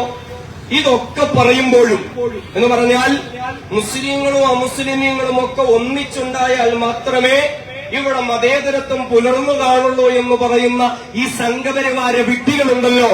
എന്നാൽ നമുക്ക് അവരോട് തിരിച്ചു ചോദിക്കാനുള്ളത്, നിങ്ങൾ ഈ രാജ്യത്ത് RSSന്റെ നേതൃത്വത്തിൽ ഒരു ഭരണകൂട സംവിധാനം ഉണ്ടാക്കിയിട്ടുണ്ടല്ലോ. ഞങ്ങളൊന്ന് ചോദിക്കട്ടെ എങ്കിൽ, മതേതരം പുലർന്നു കാണുന്നതിന് വേണ്ടി ഇന്ത്യ രാജ്യത്തിന്റെ നിലവിലുള്ള മന്ത്രിസഭയിൽ എത്ര മുസ്ലിമീങ്ങളുണ്ട് എന്ന് RSSകാർക്കൊന്ന് എണ്ണമിട്ട് പറയാൻ പറ്റുമോ? ഒരൊറ്റ മുസ്ലിം പോലുമില്ല. അവിടെയും മതേതരത്വം വേണ്ട. പിന്നെന്താണെന്നറിയോ? ഇന്ത്യ രാജ്യത്തിന്റെ നിലവിലുള്ള വഖഫ് ബോർഡിൽ, വഖഫിന്റെ നിയമത്തിൽ 2019 വഖഫ് ആക്ടിൽ ഒരു നിയമമുണ്ട്. നോൺ മുസ്ലിംസ് ക്യാൻ ഡെഡിക്കേറ്റ് ആയ പ്രോപ്പർട്ടി ആസ് വഖഫ്. അമുസ്ലിമുകളായ ആളുകൾക്കും അവർക്ക് താല്പര്യമുണ്ടെങ്കിൽ അവരുടെ പ്രോപ്പർട്ടികൾ വഖഫ് ചെയ്യാം, വഖഫ് ബോർഡിന് വിട്ടുകൊടുക്കാം. അങ്ങനെയല്ലേ ഇന്ത്യ രാജ്യത്തെ ഏറ്റവും ആദ്യത്തെ പള്ളി കൊടുങ്ങല്ലൂർ ചേരമാൻ പെരുമാൾ മസ്ജിദ്? ഇതെങ്കിലും ആജിയാക്കന്മാരെ വഖഫ് ചെയ്തതാണോ? അല്ലല്ലോ. ഇവിടെ ഉണ്ടായിരുന്ന ഹൈന്ദവ സഹോദരങ്ങൾ മുസ്ലിങ്ങൾക്ക് വിട്ടുകൊടുത്തത് ആ പള്ളി വെക്കാൻ, വഖഫിന് വേണ്ടിയിട്ട്. അങ്ങനെ ഒരുപാട് ചരിത്രങ്ങളുണ്ട്, ഒരുപാട് കാര്യങ്ങളുണ്ട്. ഇന്ത്യ രാജ്യത്തിൽ നിലനിൽക്കുന്ന വഖഫ് ആക്ടിലെ ഒരു നിയമമാണ് അമുസ്ലിമുകൾക്കും വഖഫ് ചെയ്യാം. പക്ഷെ അവിടെയൊന്നും RSSകാരന് മതേതരത്വം വേണ്ട. പുതിയ ബില്ലിൽ ആ നിയമമില്ല. അമുസ്ലിമീങ്ങൾക്ക് വഖഫ് ചെയ്യാൻ പറ്റൂല എന്ന് മാത്രമല്ല, 5 വർഷം മുസ്ലിമായി ആദർശാനുഷ്ഠാനങ്ങൾ അനുസരിച്ച് ജീവിച്ച ഒരാൾക്ക് വഖഫ് ചെയ്യാൻ പറ്റുള്ളൂ. എത്ര സൂക്ഷ്മത നോക്കണേ. 5 കൊല്ലം മുസ്ലിമായിട്ട് ജീവിച്ചാലേ പറ്റുള്ളൂ. ആരാ ഇതൊക്കെ വിലയിരുത്തുന്നത്? ഈ മുസ്ലിമാണോ അല്ലയോ എന്നൊക്കെ നോക്കുന്ന അബ്ദുള്ള കുട്ടി ഏൽപ്പിക്കുവോ? അയാള് തന്നെ മുസ്ലിമാണോ അല്ലയോ എന്ന് ഇപ്പൊ അയാൾക്കൊരു ഉറപ്പില്ല. എന്നിട്ട് അയാൾ അപ്പൊ നമ്മുടെ കാര്യം അന്വേഷിക്കാൻ നടക്കുന്നത്? നാം നോക്കണം. മതേതരത്വം എന്ന് പറഞ്ഞ് പച്ചക്കള്ളവുമായി സംഘപരിവാരം വരികയാ. എന്നിട്ട് എന്താണ് പുതിയ നിയമത്തിലെ ഭേദഗതികൾ എന്ന് പറയുന്നത്? വഖഫ് ബോർഡിലേക്ക് നാമനിർദ്ദേശം ചെയ്യപ്പെടുന്ന ലോക്സഭ, രാജ്യസഭ എംപിമാർ മുസ്ലിമീങ്ങളായിരിക്കണമെന്നൊരു നിബന്ധന നിലവിലുള്ള വഖഫ് ആക്ടിലുണ്ട്. 2 റിട്ടയർഡ് ജഡ്ജിമാർ മുസ്ലിമായിരിക്കണമെന്നൊരു നിയമമുണ്ട്. നിയമജ്ഞർ മുസ്ലിമായിരിക്കണമെന്നൊരു നിയമമുണ്ട്. എന്നാൽ സംഘപരിവാരത്തിന്റെ പുതിയ വഖഫ് നിയമത്തിൽ അങ്ങനെയില്ല. അവർ മുസ്ലിമാകണമെന്നില്ല. നമ്മളൊന്നും അറിയണേ, എന്തിനാണ് ഇങ്ങനെ നിർബന്ധം പിടിക്കുന്നത്? വഖഫ് ബോർഡ് കൈകാര്യം ചെയ്യുന്നവർ മുസ്ലിം ആകണമെന്ന് നിർബന്ധം പിടിക്കുന്നതിനാ? നമ്മുടെ മാത്രം നിർബന്ധമല്ലല്ലോ. ഇവിടെ ദേവസ്വം ബോർഡ് കൈകാര്യം ചെയ്യുന്നവർ ഹൈന്ദവരായിരിക്കണമെന്നൊരു നിയമം ഇവിടെയില്ലേ? ഇവിടെ സിഖുകാരുടെ എൻഡോമെന്റ് സ്വത്തുകൾ കൈകാര്യം ചെയ്യുന്നവർ ആ മതവിശ്വാസികളായിരിക്കണമെന്നൊരു നിയമമില്ലേ? സഭാവിശ്വാസികളുടെ സ്വത്തുക്കൾ കൈകാര്യം ചെയ്യുന്നത് അത് ക്രൈസ്തവരായിരിക്കണമെന്നൊരു നിയമം ഇവിടെയില്ലേ? കാരണം എന്തുകൊണ്ടാ? ഓരോ മതത്തിനും അവരുടേതായ വിശ്വാസവും അവരുടേതായ ആചാരങ്ങളുമുണ്ട്. ഓരോ മതത്തിന്റെ നിയമങ്ങൾക്കനുസരിച്ച് ആ മതത്തിന് വേണ്ടി വഖഫ് ചെയ്യപ്പെട്ട സ്വത്തുക്കൾ പവിത്രതയോടുകൂടി, പരിശുദ്ധിയോടുകൂടി കൈകാര്യം ചെയ്യണമെന്നൊരു നിയമമുണ്ട്. അതാത് മതത്തിലുള്ളവർക്കാണ് ആ പ്രാധാന്യതയോടുകൂടി അത് കൈകാര്യം ചെയ്യാൻ പറ്റുകയുള്ളൂ. അതുകൊണ്ട് ഇസ്ലാമിന് വേണ്ടി വഖഫ് ചെയ്യപ്പെട്ട, പരിശുദ്ധമാക്കപ്പെട്ട ആ ഭൂസ്വത്തിനെയും മറ്റു സ്വത്തുക്കളെയും മുസ്ലിമുകൾ തന്നെ കൈകാര്യം ചെയ്യട്ടെ. അപ്പൊ MLA-മാരായാലും MP-മാരായാലും നിയമജ്ഞരായാലും അതേപോലെ തന്നെ റിട്ടയർഡ് ജഡ്ജിമാരായാലും അവരൊക്കെ മുസ്ലിമായിരിക്കണം. ഈ നിയമമൊക്കെ എടുത്തു മാറ്റിയിരിക്കുന്നു. എന്നു മാത്രമല്ല, വഖഫ് ബോർഡിന്റെ CEO ഉണ്ട്, ചീഫ് എക്സിക്യൂട്ടീവ് ഓഫീസർ. അത് മുസ്ലിമായിരിക്കണമെന്നൊരു നിയമം ഉണ്ടായിരുന്നു എങ്കിൽ ഇനിയിപ്പോ ഏത് മതത്തിൽപ്പെട്ട ആളുമാകാം.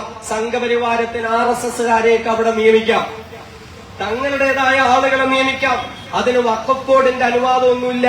മോഡി പറയും, അമിത്ഷാ പറയും, അനുസരിച്ചു കൊള്ളണം. സംസ്ഥാന വഖഫ് ബോർഡിൽ 2 MLA പ്രതിനിധികൾ ഉണ്ടായിരുന്നു. അതിനെ ഒന്നാക്കി ചുരുക്കി. അവരെ മുസ്ലിം MLA-മാരായിരുന്നു തെരഞ്ഞെടുത്തിരുന്നത്. അത് മാറ്റി ഇനി സർക്കാർ പറയും ആരായിരിക്കണം സംസ്ഥാന വഖഫ് ബോർഡിലെ ആ MLA പ്രതിനിധി. ആരായാലും തെരഞ്ഞെടുത്തോണം. ഓരോ സംസ്ഥാനത്തിനുമുള്ള മുസ്ലിം MP-മാരുടെ പ്രതിനിധികളെ എംപിമാർ മുസ്ലിം എംപിമാരായിരുന്നു തെരഞ്ഞെടുത്തിരുന്നത് എങ്കിൽ അതൊക്കെയും സംഘപരിവാരം മാറ്റി, അതിനെയൊക്കെയും എടുത്തു മാറ്റി. ഇനി ഓരോ സംസ്ഥാനങ്ങളിലെയും സർക്കാരുകൾ RSS ഭരിക്കുന്ന സംസ്ഥാനങ്ങളുണ്ടല്ലോ ഇവിടെ, അവിടുത്തുള്ള RS മുഖ്യമന്ത്രിയും RSSന്റെ ഭരണകൂടവും പറയും ആരായിരിക്കണം വഖഫ് ബോർഡിലെ MLA-മാരുടെ MPമാരുടെ പ്രതിനിധികൾ, ആരായിരിക്കണം ചീഫ് എക്സിക്യൂട്ടീവ് ഓഫീസർ. ഇതൊക്കെ RSS പറയുന്നത് പോലെ കാര്യങ്ങളൊക്കെ ഇവിടെ നടക്കണമത്രേ.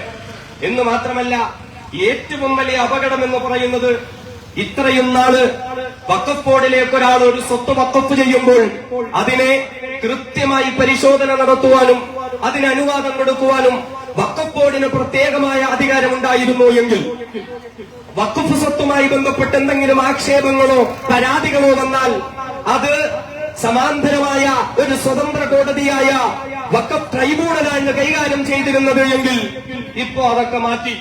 ഇനി പുതിയ നിയമപ്രകാരം വഖഫ് സ്വത്തുക്കളുടെ വേരിഫിക്കേഷനും അതിന്റെ അപ്രൂവലും അതിന്റെ അധികാരം മുഴുവനും വഖഫ് ബോർഡിൽ നിന്നും മാറ്റി അത് ജില്ലാ കളക്ടർമാർക്ക് കൊടുക്കാൻ പോവുകയാണ്.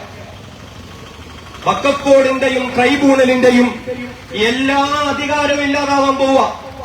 നേരത്തെ വഖഫ് ചെയ്യാൻ ഉദ്ദേശിക്കുന്ന ആള് വഖഫ് ബോർഡുമായി ബന്ധപ്പെടണമായിരുന്നെങ്കിൽ ഇപ്പൊ അങ്ങനെയല്ല.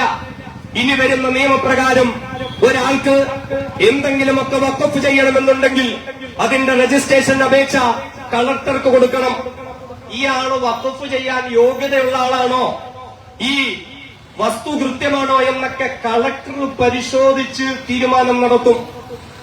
എന്ന് മാത്രമല്ല, ഈ സ്വത്തിനെ പറ്റി എന്തെങ്കിലും ആക്ഷേപം വന്നാൽ അത് വെരിഫിക്കേഷൻ നടത്തിയിട്ട് കളക്ടർ സർക്കാരിനാണ് അതിന്റെ അറിയിപ്പ് കൊടുക്കേണ്ടത്. പിന്നെ സർക്കാരുകൾ പറയും. ഇതിന്റെയൊക്കെ അപകടം ഒരുപക്ഷെ കേരളത്തിൽ നിന്ന് ചിന്തിക്കും മനസ്സിലാകില്ല. ഉത്തരേന്ത്യയിലും മറ്റുമുള്ള BJP സർക്കാരുകളുടെ ഭരണത്തിന്റെ കീഴിലാണ് ഇതിന്റെ അപകടം നമ്മൾ ഓരോരുത്തരും തിരിച്ചറിയുന്നത്. എന്ന് മാത്രമല്ല, കളക്ടർക്ക് പരാതി കൊടുത്തു കഴിഞ്ഞാൽ കളക്ടർക്ക് ആ വിഷയത്തിൽ ഒരു തീർപ്പ് കൽപ്പിക്കുന്നതിന് കാലപരിധിയൊന്നുമില്ല. ആ കാര്യത്തിൽ തീർപ്പ് കൽപ്പിക്കുന്നത് അനന്തമായി നീട്ടിക്കൊണ്ടുപോകാം. എത്ര വർഷം വേണമെങ്കിലും പോകാം.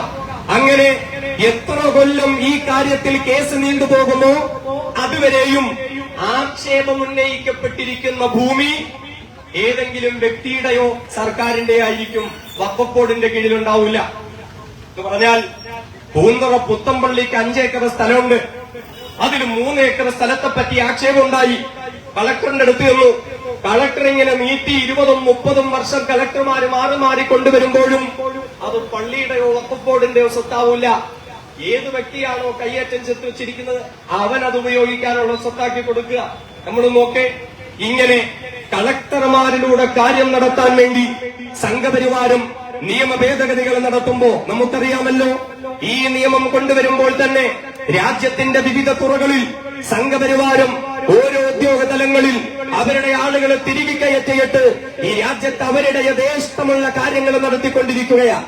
രാജ്യത്തിന്റെ ജുഡീഷ്യൽ സംവിധാനങ്ങളിൽ പോലും RSSന്റെ കാര്യാലയങ്ങളിൽ നിന്നും എഴുതി കൊടുക്കുന്ന കടലാസ് നോക്കി വിധി പ്രസ്താവം നടത്തുക എന്നതിലപ്പുറം രാജ്യത്തിന്റെ പരമോന്നത നീതിപീഠത്തിലെ ജഡ്ജിമാർക്ക് പോലും മറ്റൊരു മാർഗവുമില്ല എന്ന് പറയുമ്പോ ബാബരി മസ്ജിദിന്റെ വിധി പ്രസ്താവം നടത്തിയ രഞ്ജൻ ഗൊഗോയ് എന്ന് പറയുന്ന രാജ്യത്തിന്റെ ചീഫ് ജസ്റ്റിസ് എന്ന് പറയാ, ഇന്ന് അദ്ദേഹം BJPയുടെ ടിക്കറ്റിൽ രാജ്യസഭാ MP ആയി വിലസിക്കൊണ്ടിരിക്കുകയാണ്.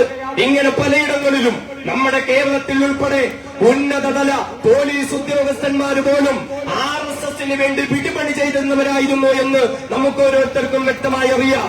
948 ബാബരി മസ്ജിദില് രാമവിഗ്രഹം കൊണ്ടുവച്ച് കഴിഞ്ഞപ്പോൾ ആ വിഗ്രഹവും അതേപോലെ പള്ളിയുമൊക്കെ സംഘപരിവാരത്തിന് വിട്ടുകൊടുക്കാൻ അന്ന് ഉത്തരവ് പുറപ്പെടുവിച്ചത് KK നായർ എന്ന മലയാളിയായ ഒരു ജില്ലാ കളക്ടറായിരുന്നു എങ്കിൽ ഇതുപോലെയുള്ള ജില്ലാ കളക്ടർമാരിലൂടെ വഖഫ് സ്വത്തുക്കളെ കൈകടത്തുവാനും ആ വഖഫ് സ്വത്തുക്കളൊക്കെ തങ്ങളുടേതാക്കി മാറ്റുവാനും സംഘപരിവാരം ശ്രമം നടത്തുന്നു.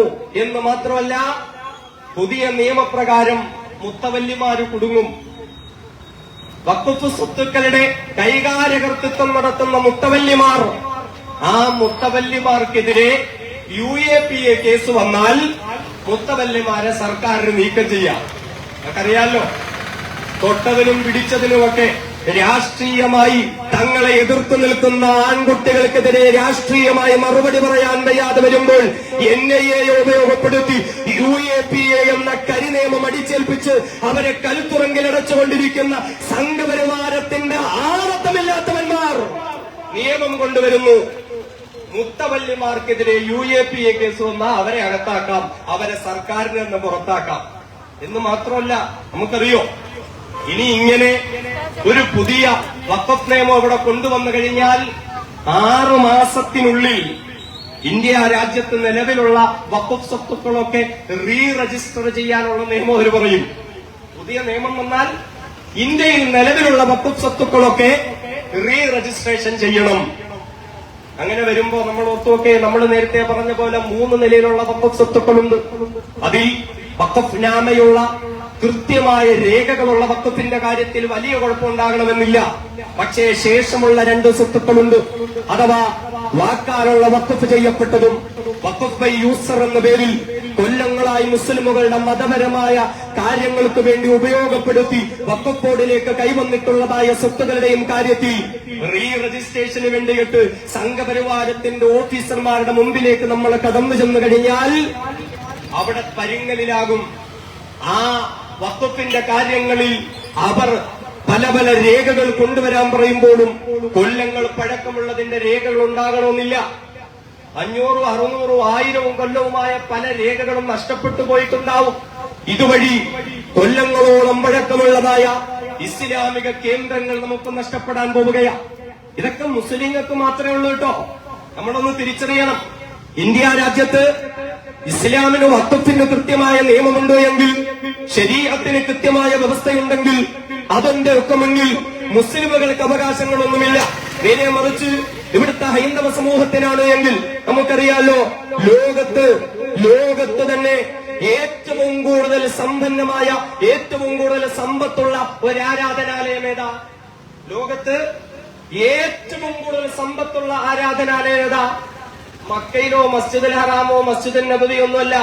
നമ്മുടെ ഈ തിരുവനന്തപുരത്ത് ശ്രീ പത്മനാഭസ്വാമി ക്ഷേത്രപാട് ലോകത്തെ ഏറ്റവും കൂടുതൽ സമ്പത്തിന്റെ ഉടമസ്ഥരായ ആരാധനാലയം. അവിടെ 6 നിലവറകളുണ്ട്. ABCDEF 5 നിലവറകളൊക്കെ തുറന്നു കുറെ പരിശോധനയൊക്കെ നടത്തി. B നിലവറ ഇന്നും തുറന്നിട്ടില്ല. കിലോ കണക്കിന് സ്വർണമാണ് അതിന്റെ ഉള്ളിൽ കെട്ടിയിട്ടപ്പെട്ടിരിക്കുന്നത്. വജ്രക്കല്ലുകളുണ്ട്, തങ്ക അങ്കികളുണ്ട്, തങ്കമാലകളുണ്ട്, തങ്ക കസേരകളുണ്ട്, കോടാനു കോടി രൂപ വില വരുന്നതായ സ്വർണം അതിന്റെ ഉള്ളിലുണ്ട്. അതിന്റെ ഉള്ളിൽ അന്വേഷണം നടത്തിയ അന്വേഷണ ഉദ്യോഗസ്ഥന്മാർ പറയുന്നു 800 കിലോഗ്രാമോളം സ്വർണ്ണ നാണയങ്ങൾ അതിന്റെ ഉള്ളിൽ ചാക്കുകളാക്കി വെച്ചിരിക്കുന്നു. ഒരു നിലവറയില് 800 കിലോഗ്രാം സ്വർണ്ണ നാണയമുണ്ട്. ആ സ്വർണ്ണ നാണയത്തിൽ ഓരോ സ്വർണത്തിനും 2.7 കോടി രൂപയാണ് വില. ഒന്ന് ഓർക്കണേ, 800 കിലോഗ്രാം സ്വർണ്ണ നാണയം, അതിൽ ഓരോന്നിനും 2.7 കോടി രൂപ വില വരും. വജ്രക്കല്ലുകൾ, അതിന്റെ വലിപ്പം ഒരു മനുഷ്യന്റെ തള്ളവരലിന്റെ വലിപ്പമുള്ള 10,000-കണക്കിന് വജ്രക്കല്ലുകളുണ്ട്. ഈ സ്വത്തൊക്കെ ആരുടേതാ? ഈ സ്വത്തൊക്കെ ഒരു കാലത്ത് രാജ്യത്തിന്റേതായിരുന്നു, ഭരണകൂടത്തിന്റേതായിരുന്നു. രാജഭരണമായിരുന്നപ്പോൾ ഇവിടുത്തെ ജനങ്ങൾ തിരുമുൽ കാഴ്ചകളായി സമർപ്പിച്ച സമ്പത്തായിരുന്നു ഇതൊക്കെയും. ഈ രാജ്യത്ത് കരം കൊടുത്ത സമ്പത്തുണ്ടവിടെ, ചുങ്കം കൊടുത്ത സമ്പത്തുണ്ടവിടെ, പിഴയൊടുക്കിയ സമ്പത്തുണ്ടവിടെ. ഈ സമ്പത്ത് മുഴുവനും രാജാക്കന്മാർ ശ്രീ പത്മനാഭന് വേണ്ടി തൃപ്പടിദാനം കൊടുക്കുകയായിരുന്നു. നമ്മുടെ ഭാഷയെ പറഞ്ഞ വഖഫ് ചെയ്യുകയായിരുന്നു. രാജ്യത്തിന്റെ സമ്പത്ത് മുഴുവനും വഖഫ് ചെയ്തു. നമ്മൾ നോക്കേ, CP എന്ന് പറയുന്ന പാർട്ടി ഇവിടെ വേദി കെട്ടിയിരിക്കുന്നത്, ഇല്ലെങ്കിൽ ഇവിടെ ഏതെങ്കിലും രാഷ്ട്രീയ പാർട്ടികൾ, മുസ്ലിം ലീഗോ PDPയോ ഏതെങ്കിലും രാഷ്ട്രീയ പാർട്ടികൾ ഇവിടെ സ്റ്റേജ് കെട്ടിയിട്ട് ശ്രീ പത്മനാഭസ്വാമി ക്ഷേത്രത്തിലുള്ള കോടാനുകോടി ദൈവത്തിന് വേണ്ടി വഖഫ് ചെയ്തിരിക്കുന്നതായ സമ്പത്ത് ഈ രാജ്യത്തിന് വേണ്ടി എടുത്ത് ചെലവഴിക്കണമെന്ന് പറയുന്നുണ്ടോ? വേണ്ട, ഇവിടുത്തെ ഹിന്ദുക്കൾക്കെങ്കിലും കൊടുക്കണമെന്ന് പറയുന്നുണ്ടോ? ഇല്ല. കാരണം അത് ദൈവത്തിന് വേണ്ടി സമർപ്പിച്ച സ്വത്തായി ഹൈന്ദവ സമൂഹം വിശ്വസിക്കുന്നുണ്ട് എങ്കിൽ അത് അങ്ങനെ തന്നെ ആയിരിക്കട്ടെ. അവരുടെ വിശ്വാസവും അവരുടെ ആചാരവും അനുസരിച്ച് നടക്കട്ടെ. ഏറ്റവും നല്ല നിലവറയായ B നിലവറ ഇപ്പോഴും തുറന്നിട്ടില്ല. കാര്യം എന്താണെന്നറിയോ? B നിലവറ തുറക്കണോ വേണ്ടയോ എന്ന് ദേവപ്രശ്നം നടത്തി നോക്കി. ദേവപ്രശ്നം നടത്തിയപ്പോൾ തുറക്കാൻ പാടില്ലാത്രേ. തുറന്നാൽ അന്വർത്ഥങ്ങൾ ഉണ്ടാകും. ആ ബി നിലവറകളുടെ വാതിലുകളിൽ നാഗത്താന്റെ പടം കൊത്തിവെച്ചിട്ടുണ്ട്. അതിനർത്ഥം അതിനുള്ളിൽ വിഷസർപ്പങ്ങൾ കാവലിരിക്കുന്നു എന്നാണ്. തുറന്നാൽ പ്രശ്നങ്ങൾ ഒരുപാടുണ്ടാവും. അതുകൊണ്ട് തുറക്കുന്നില്ല. തുറക്കണോ നമുക്ക് അഭിപ്രായമില്ല. ഓരോ രാജ്യത്തെ മതവിശ്വാസങ്ങളുടെ ആചാരം അനുസരിച്ച് നടന്നോട്ടെ. പക്ഷേ ഹൈന്ദവർ വഖഫ് ചെയ്യപ്പെട്ട കോടാനുകോടി രൂപയുടെ കാര്യത്തിൽ അവരുടെ ആചാരവും വിശ്വാസവും നടക്കും. പക്ഷേ മുസ്ലിമുകൾ വഖഫ് ചെയ്യപ്പെട്ട വഖഫ് ഭൂമിയിൽ മുസ്ലിമുകളുടെ ആചാരവും വിശ്വാസവും നടക്കില്ല എന്നാണ് സംഘപരിവാരം ഇവിടെ പറഞ്ഞുകൊണ്ടിരിക്കുന്നത്. അതുകൊണ്ട് എന്റെ സഹോദരങ്ങളെ, ഇത്തരം ഗൂഢമായ അജണ്ടകളെ കൃത്യമായി നമ്മൾ തിരിച്ചറിയേണ്ടതുണ്ട്. ഈ സമുദായത്തിന് വേണ്ടി നമ്മുടെ മുൻഗാമികൾ ചോരനീരാക്കി സമർപ്പിച്ച ഈ രാജ്യത്തിന്റേതായ വഖഫ് സ്വത്തുക്കൾ മുഴുവനും പിടിച്ചെടുക്കാൻ, പള്ളികളായ പള്ളികൾ മുഴുവൻ പിടിച്ചെടുക്കാൻ, ബാബരി മസ്ജിദ് തല്ലിത്തകർത്ത് തരിപ്പണമാക്കി എന്നവിടെ മറ്റൊരു കേന്ദ്രമാക്കി മാറ്റിയത് നമുക്കറിയാം. അതേപോലെ തന്നെ ഷാഹി മസ്ജിദിന്റെ പേരിൽ, ഗ്യാൻവാപ്പി മസ്ജിദിന്റെ പേരിലുമൊക്കെ സംഘപരിവാരം അവകാശവാദങ്ങൾ ഉന്നയിക്കുന്നു. ഇപ്പോഴിതാ അജ്മീർ ദർഗ പോലും അത് ശിവക്ഷേത്രമായിരുന്നു അത്രേ. അതുകൊണ്ട് അജ്മീർ ദർഗയിലും സർവേ നടത്തണമെന്ന് പറയാ എന്ന് പറഞ്ഞ അവിടുത്തെ കോടതി അനുവാദം കൊടുക്കുക. പിറ്റേ ദിവസം കോടാലിയും കുന്താലിയും ഒക്കെ ആയിട്ട് സർവേ നടത്താൻ വേണ്ടി ആള് വരാൻ പോവാ. നമ്മൾ നോക്കണം, ഇവിടെ തെരഞ്ഞെടുപ്പ് എടുക്കുന്ന സമയത്ത് ഉത്തരേന്ത്യയിലും മുസ്ലിം ബെൽറ്റുകൾ മുഴുവൻ കയ്യിലാക്കാൻ നരേന്ദ്രമോദി ഉൾപ്പെടെ കാവിപ്പട്ടുമായി പോയിരുന്നത് അജ്മീർ ദർഗയിലേക്കാ. അവരെ ഇരു കൈകളും നീട്ടി സ്വീകരിക്കാൻ കാവി മൗലാനമാരവിടെ ഉണ്ടായിരുന്നു. പക്ഷേ ഇപ്പോഴിതാ മഹാനായ അജ്മീർ ശൈഖന്റെ വിശ്രമം കൊള്ളുന്ന അജ്മീർ ദർഗ പോലും ശിവക്ഷേത്രമായിരുന്നു അത്രേ പിടിച്ചെടുക്കാൻ വേണ്ടിയിട്ടുള്ള ശ്രമം. ഇതിനെ വളരെ കൃത്യമായി നമ്മൾ തിരിച്ചറിയുകയും പ്രതിരോധിക്കുകയും വേണം. ഇത് മാത്രമല്ല, ഞാൻ അവസാനിപ്പിക്കുന്നു, മദ്രസകളുമായി ബന്ധപ്പെട്ടുള്ള ചർച്ചകളും നമുക്കറിയാം. ഇന്ത്യ രാജ്യത്ത് സച്ചാര കമ്മിറ്റി മുസ്ലിം സമൂഹത്തെപ്പറ്റി പഠനം നടത്തുമ്പോൾ ഉത്തരേന്ത്യൻ സംസ്ഥാനങ്ങളിലെ മദ്രസകളിൽ, ആ മദ്രസകളിൽ കേവലം മതപഠനം മാത്രമാണുള്ളത്. അവിടെയുള്ള വിദ്യാർത്ഥികൾക്ക് സ്കൂൾ സംവിധാനങ്ങളില്ലാത്തതിന്റെ പേരില്, മറ്റ് സർക്കാർ സംവിധാനങ്ങളില്ലാത്തതിന്റെ പേരില് ഭൗതിക വിദ്യാഭ്യാസം നഷ്ടപ്പെടുന്നു. അതുകൊണ്ട് പള്ളികൾ കേന്ദ്രമാക്കപ്പെട്ടിട്ടുള്ള മദ്രസകളിലൂടെ ഭൗതിക വിദ്യാഭ്യാസത്തിന്റെ സൗകര്യമൊരുക്കണം. അത് മുസ്ലിമുകൾക്ക് മാത്രമല്ല, പ്രദേശത്തുള്ള അമുസ്ലിമുകൾക്കും അത് ഉപയോഗപ്പെട്ടുകൊള്ളട്ടെ, പ്രദേശത്തുള്ള അമുസ്ലിം അധ്യാപകർക്കും അത് ഉപയോഗപ്പെടുത്തിക്കൊള്ളട്ടെ എന്ന് പറഞ്ഞ് നിയമങ്ങൾ വരികയും ഉത്തരേന്ത്യയിലെ പല മദ്രസകളും ഇപ്രകാരം ഭൗതിക വിദ്യാഭ്യാസത്തിന് കണക്ക് പഠിപ്പിക്കുവാനും സയൻസ് പഠിപ്പിക്കുവാനും അനുവാദം കൊടുത്ത് മുസ്ലിമുകളും അമുസ്ലിമുകളും അത് ഒന്നിച്ചുപയോഗപ്പെടുത്താൻ തുടങ്ങിയപ്പോൾ ഇന്ത്യ രാജ്യത്തെ ഒരു സവർണ ബ്രാഹ്മണിക്കൽ രാജ്യമാക്കി മാറ്റാൻ ശ്രമിക്കുന്ന സംഘപരിവാരത്തിന് അത് ഇഷ്ടപ്പെട്ടില്ല. അതിന്റെ പേരിൽ കുഴപ്പങ്ങൾ ഉണ്ടാക്കിയിട്ട് നിർബന്ധ വിദ്യാഭ്യാസ നിയമം കൊണ്ടുവന്ന് ബാലാവകാശ കമ്മീഷൻ മദ്രസകൾ മുഴുവനും അടച്ചുപൂട്ടാൻ വന്നിരിക്കുന്നു. മദ്രസകൾ മുഴുവനും അടച്ചുപൂട്ടണം. മദ്രസകളിൽ ഭൗതിക വിദ്യാഭ്യാസം ഇല്ലാത്രേ. മദ്രസകളിൽ ഭൗതിക വിദ്യാഭ്യാസം ഇല്ല. ദാറുൽ ദൈവബന്ദ്, ആ ദൈവബന്ദ് ദാറുൽ ഗവൺമെന്റ് കൊടുത്തിരുന്ന മുഴുവൻ ഗ്രാന്റുകൾ നിർത്തലാക്കാൻ പോകും.